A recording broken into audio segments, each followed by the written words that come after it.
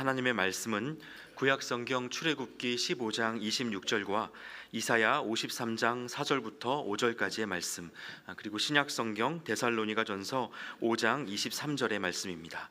하나님의 말씀을 봉독해 드립니다. 이르시되 너희가 너희 하나님 나 여호와의 말을 들어 순종하고 내가 보기에 의를 행하며 내 계명에 귀를 기울이며 내 모든 규례를 지키면 내가 애굽 사람에게 내린 모든 질병 중 하나도 너희에게 내리지 아니하리니 나는 너희를 치료하는 여호와임이라. 그는 실로 우리의 질고를 지고 우리의 슬픔을 당하였거늘 우리는 생각하기를 그는 징벌을 받아 하나님께 맞으며 고난을 당한다 하였노라. 그가 찔림은 우리의 허물 때문이요 그가 상함은 우리의 죄악 때문이라. 그가 징계를 받음으로 우리는 평화를 누리고 그가 채찍에 맞음으로 우리는 나음을 받았도다. 평강의 하나님이 친히 너희를 온전히 거룩하게 하시고 또 너희의 온 영과 혼과 몸이 우리 주 예수 그리스도께서 강림하실 때에 흠없게 보존되기를 원하노라. 아멘.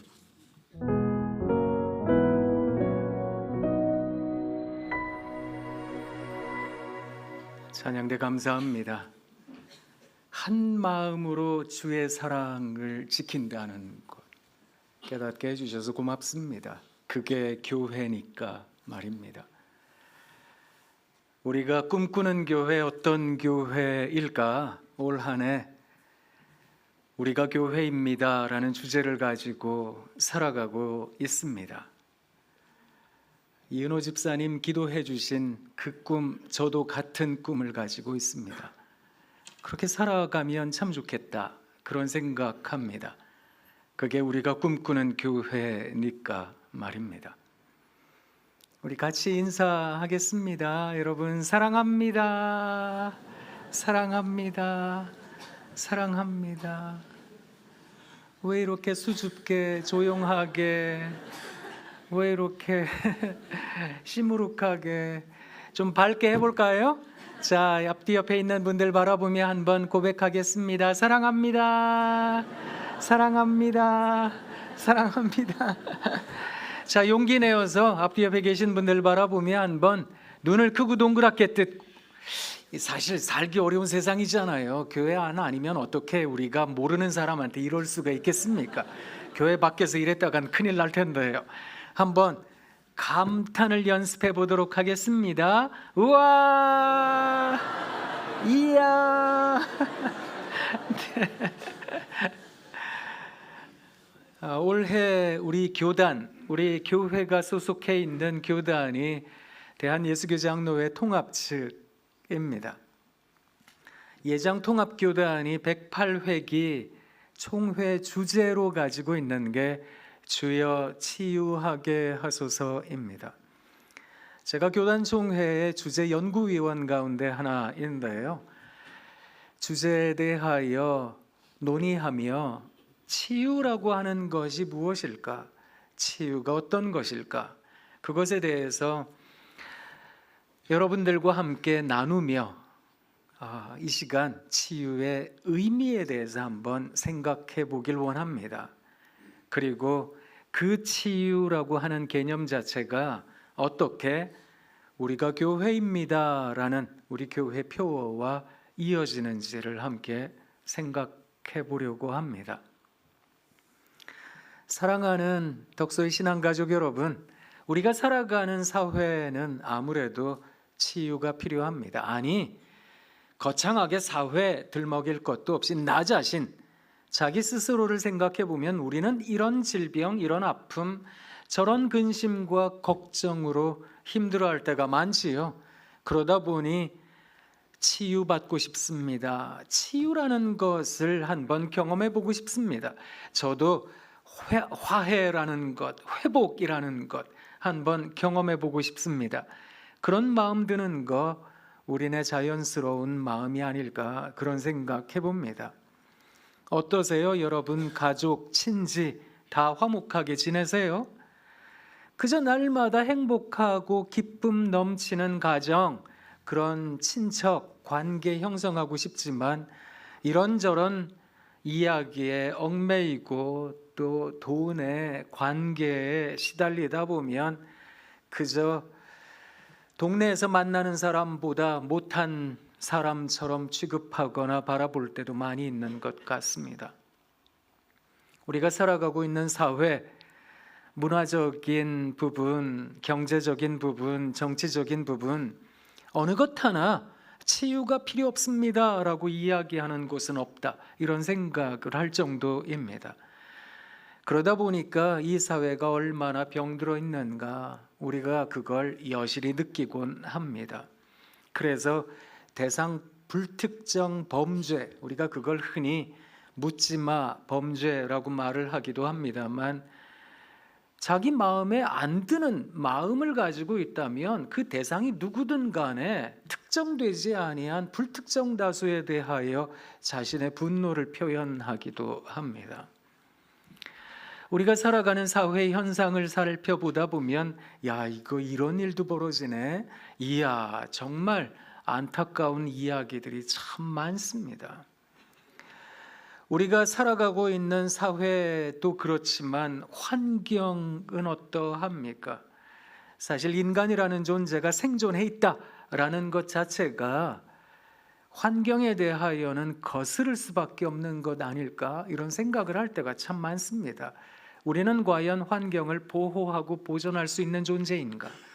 살아있다라는 것 때문에 우리가 스스로 자기 합리화할 때가 참 많거든요.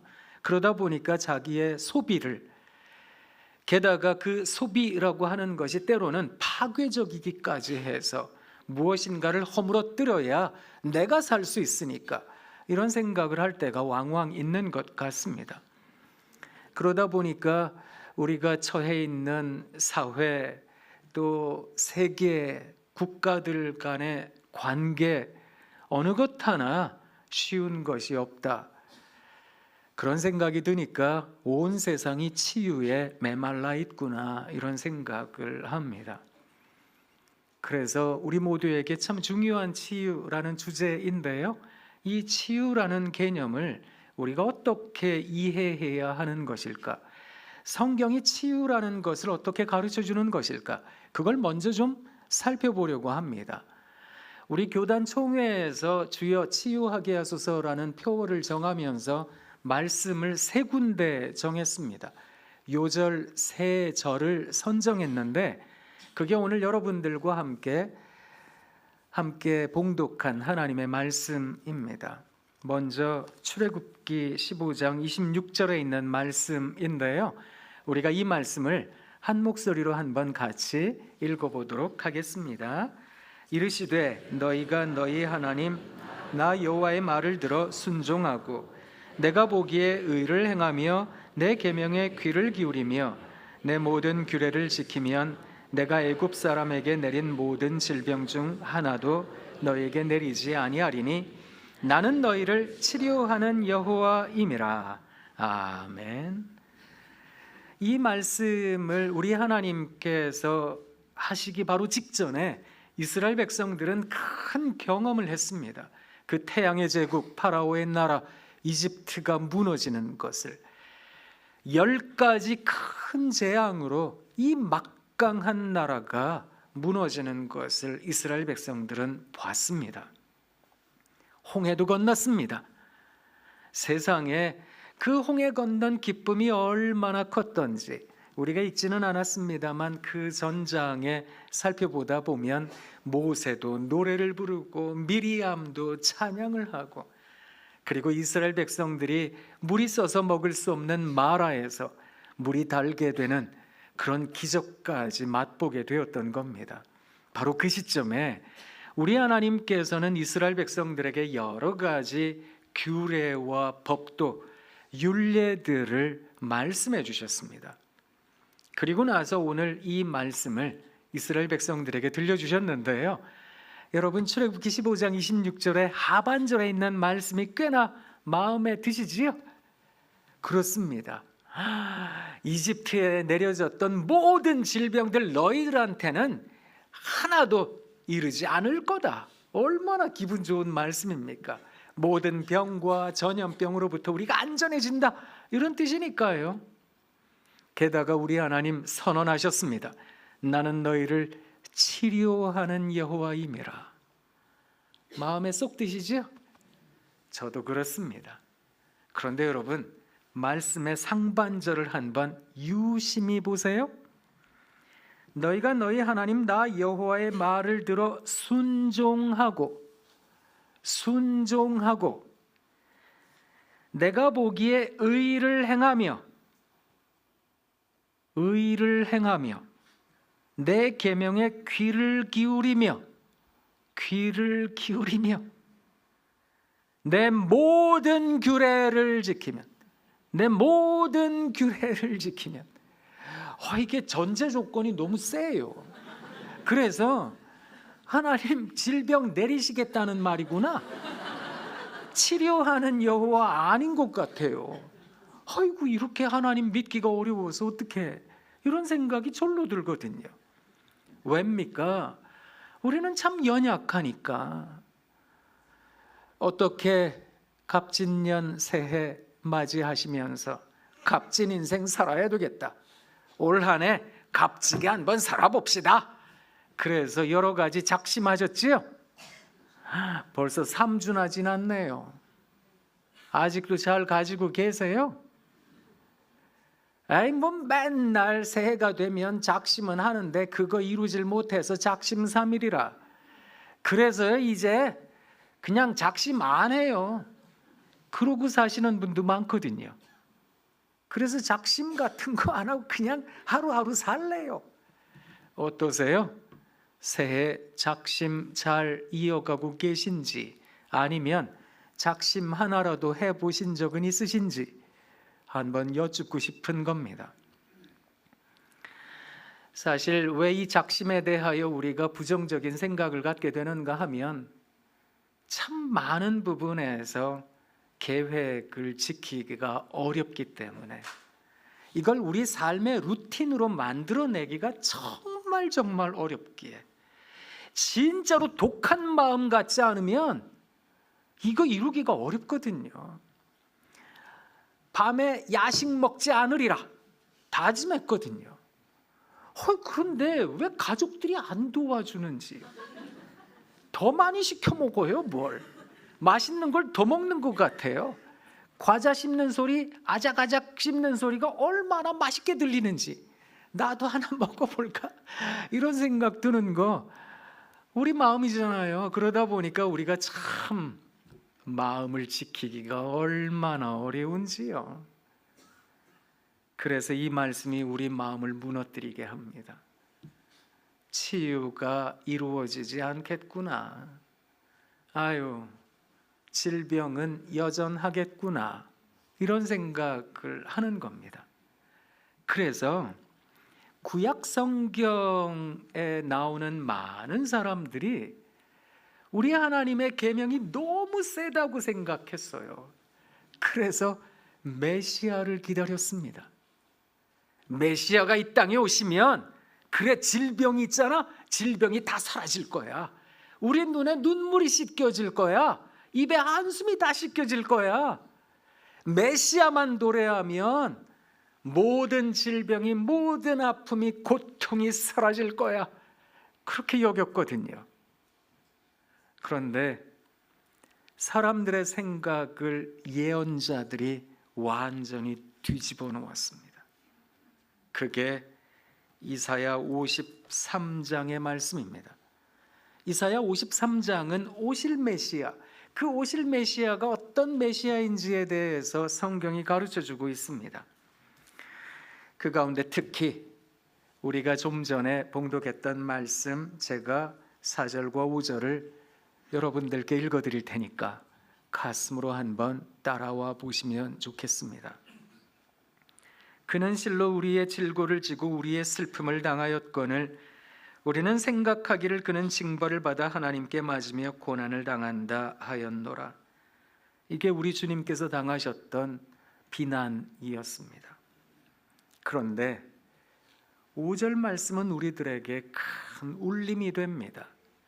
그가 찔림은 우리의 허물 때문이요 그가 상함은 우리의 죄악 때문이라. 그가 징계를 받음으로 우리는 평화를 누리고 그가 채찍에 맞음으로 우리는 나음을 받았도다. 여러분, 징계를 받으셨습니다. 우리 주님이. 그래서 우리가 평화를 누린답니다. 그가 채찍에 맞음으로 우리가 나음을 받았답니다. 이게 여러분 이해가 되세요? 아니, 나음을 얻으려면, 평화를 얻으려면 문제가 사라져야지. 아니, 내가 그토록 고통스러워하던 것들이 해결되어야지. 그런데 우리 주님이 고난당하셨다고? 우리 주님이 아파하셨다고? 그게 나에게 과연 평화가 되고 나음이 되는 걸까? 이런 의구심을 우리가 갖잖아요. 사랑하는 독서의 신앙가족 여러분, 우리는 하나님처럼 높아지려고 할 때가 참 많습니다. 그런데 그 하나님께서는 우리처럼 사람이 되셨습니다.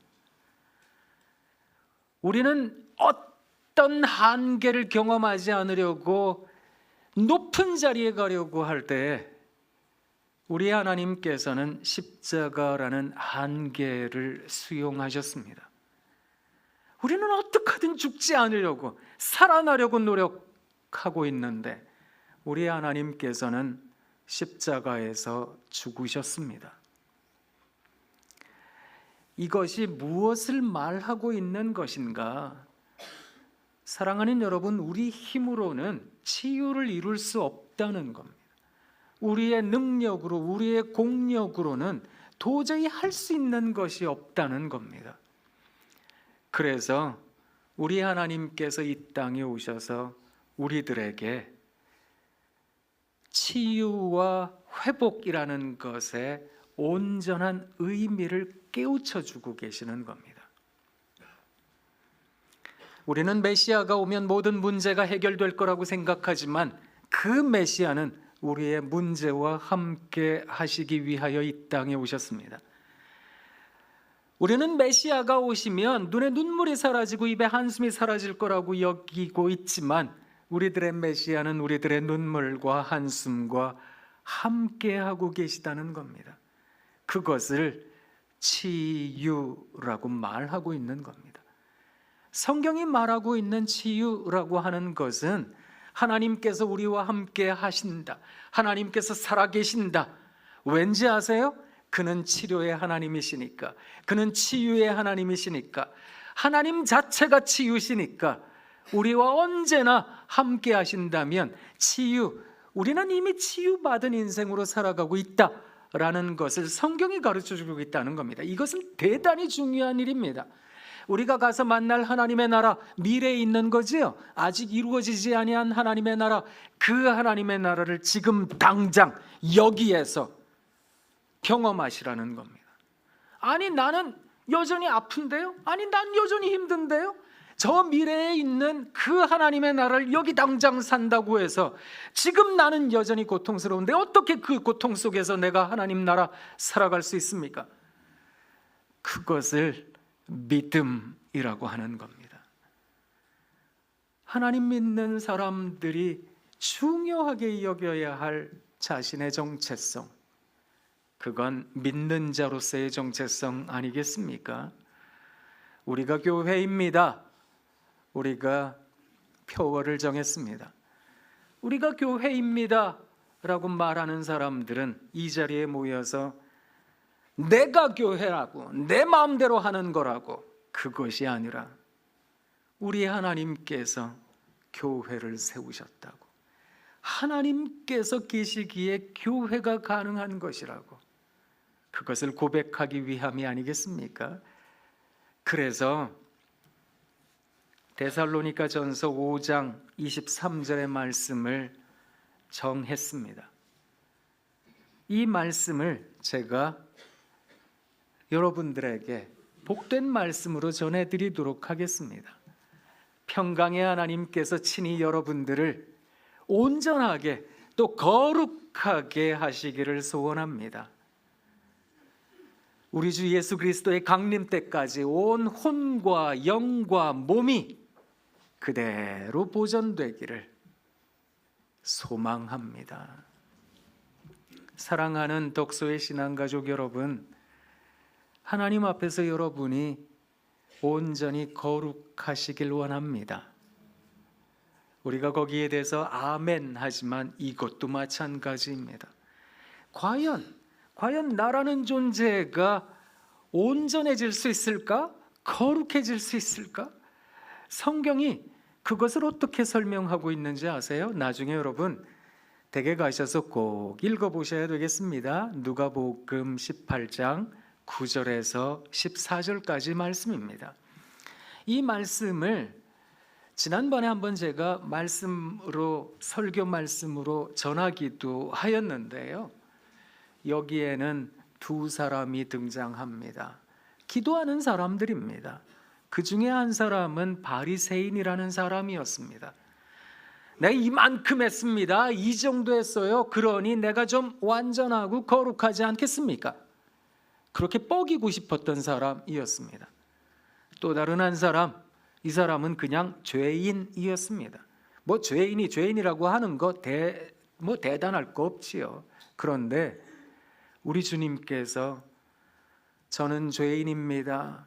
저를 불쌍히 여기십시오라고 하는 세리를 일컬어 14절에서 그가 의롭다라고, 세리가 의롭다라고 불러주셨습니다. 그것을 가지고 신학에서는 칭의라고 말을 합니다. 우리 스스로는 의로움에 이를 수가 없습니다. 내가 이것도 하고 저것도 하고 이 정도 대단한 공적을 세우고 그래서 의로움에 이르는 것이 아니라, 비록 죄인이지만 죄인임에도 죄인입니다라고 고백하는 것, 그것이 하나님 보시기에 의로움이라는 겁니다. 놀라운 사실이 있습니다. 히브리어 성경을 헬라어 성경으로 번역한 번역본을 흔히 70인역 셉투아진트라고 합니다. 그 70인역 성경을 보면 의롭다, 완전하다, 거룩하다, 또 온전하다, 이 단어들이 서로 사용되고 있다는 겁니다. 그런 점에서 유추할 수 있는 게 뭐냐면 이 단어들이 같은 뜻이라는 겁니다. 그러니 의롭다라는 말은 곧 온전하다, 거룩하다, 완전하다, 그런 뜻이 된다는 건데요. 그래서 오늘 말씀에 성경이 우리들에게 가르쳐주고 있는 겁니다. 평강의 하나님께서 친히 여러분을 온전히 거룩하게 하실 것이라고. 우리 하나님께서 그렇게 하시는 거라고. 우리가 그렇게 하는 게 아니라고. 그렇기 때문에 그 인식을 가지고 있는 사람들은, 우리가 교회입니다, 그것을 고백하는 사람들은 주의 전에 나와서 하나님을 떠올립니다. 하나님이라는 진리의 빛 앞에 자기를 둡니다. 그러면 자기 자신의 못난 부분들이 다 드러나겠지요. 어느 누구한테도 들키지 않으려고 애썼던 그런 숨기고 싶은 이야기까지 하나님 앞에 다 드러나겠지요. 우리가 고백해야 되지 않겠습니까? 하나님, 제가 죄인입니다. 자기 자신을 쳐서 복종케 하는 것, 자기 자신을 쳐서 깨트리는 것, 그때 우리 하나님께서 일하실 수 있는 것 아니겠습니까? 치유의 하나님께서 반드시 그때 일하실 겁니다. 은혜의 하나님께서 바로 그때 우리들의 온 혼과 영과 몸을 온전하게 보존하게 하실 줄 믿습니다. 그래서 사랑하는 독서의 신앙가족 여러분, 올 한 해 우리가 교회입니다. 이 말은 내가 가지고 있는 뜻, 내가 가지고 있는 생각, 내 의지, 내 신념, 그것을 말하겠다가 아닙니다. 우리가 교회입니다 라고 하는 것은 우리는 하나님 앞에서 철저히 깨지겠습니다. 바로 그때 주여 치유하게 하소서, 그것도 가능해지는 겁니다. 과연 우리가 누군가를 치유하게 할 수 있을까? 우리가 과연 누군가를 회복시킬 수 있을까? 그건 사실 요원한 일일 때가 참 많이 있습니다. 왜냐하면 우리가 살아가는 삶이 버겁기 때문입니다. 자기 자신 하나 건사하기가 쉽지 않기 때문에 그렇습니다.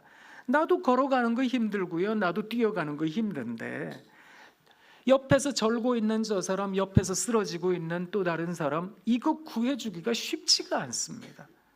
더군다나 내가 많이 가지고 있다면 그 중에 조금을 나눠줄 수는 있을지는 모르겠지만 내가 가지고 있는 포션 자체가 적은데 이걸 떼주다 보니까 그야말로 콩 한 쪽을 나누는 격인데 이게 어떻게 가능해질까요?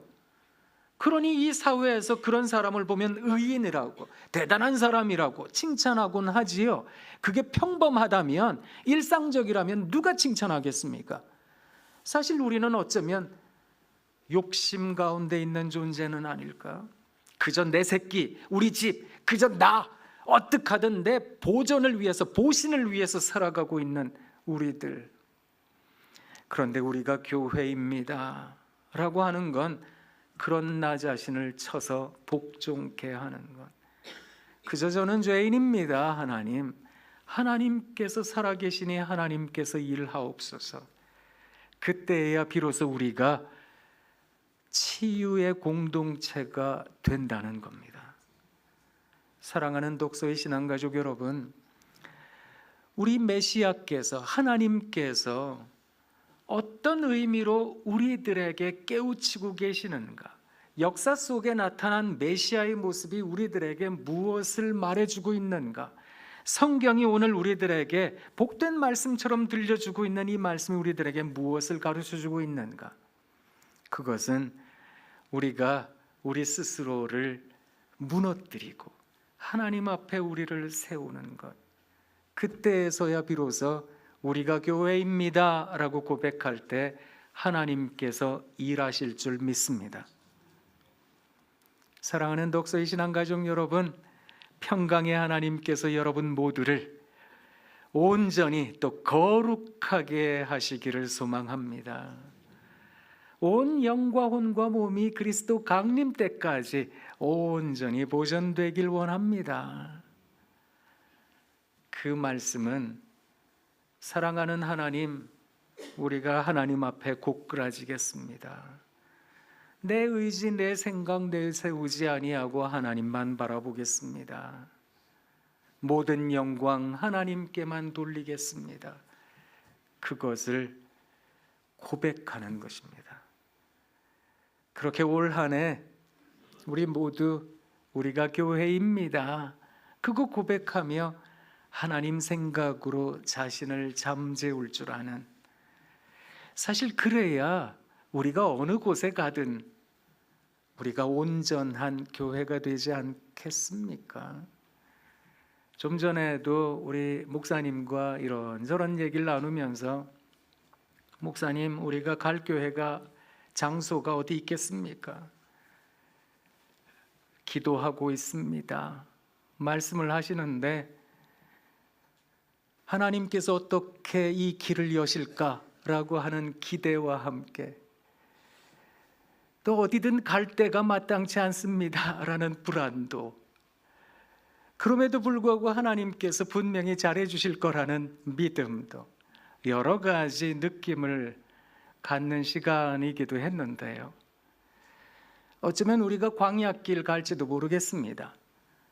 출애굽하는 이스라엘 백성들이 40년 동안 제식 훈련 받은 것처럼 우리도 이런저런 훈련 받아야 될지도 모르겠습니다. 하지만 한 가지, 우리가 교회입니다, 그것을 고백할 때마다 우리 하나님, 그 하나님 살아계신다. 그래서 힘들고 어려울 때 나도 모르게 짜증날 때도 있고요, 또 얼굴 붉어질 때도 있으실 거예요. 왜 없겠습니까? 우리가 사람인데. 그런데 그때 하나님 살아계시다, 그 믿음으로 우리 자신을 낮출 수 있는, 그래서 진정한 치유를 경험할 수 있는 우리가 되길 원합니다. 우리 주님께서 우리와 함께 하실 것입니다. 그래서 우리가 찬양 불러야 되는데요, 모든 영광 하나님께 우리 같이 한번 불러보도록 하겠습니다.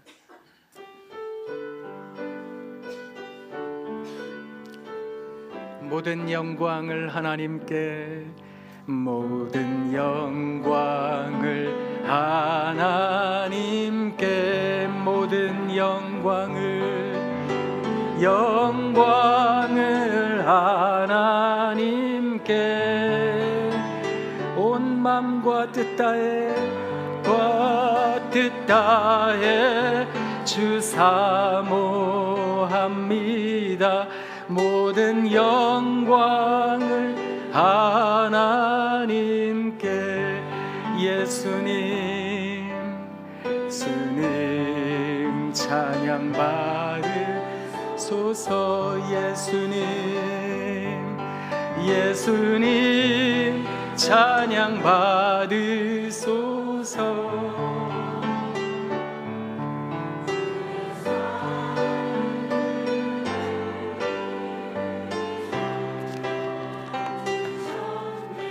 예수님 찬양 받으소서. 위로의 성령님이시여,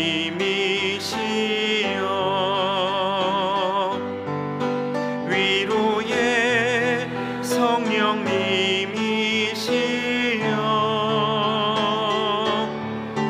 우리 안에 계셔서 인도하시네. 위로의 성령님이시여,